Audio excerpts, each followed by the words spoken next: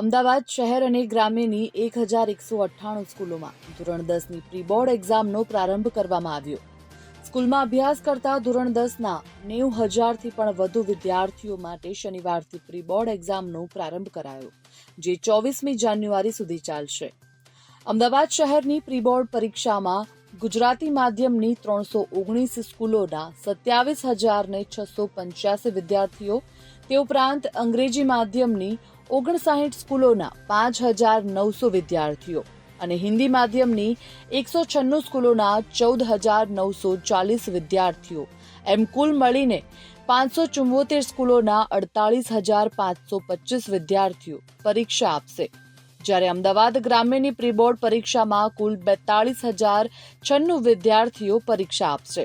આમ અમદાવાદ શહેર અને ગ્રામ્યના કુલ મળીને 1,198 સ્કૂલોના 90,621 વિદ્યાર્થીઓ પ્રી બોર્ડ પરીક્ષામાં ઉપસ્થિત રહેશે.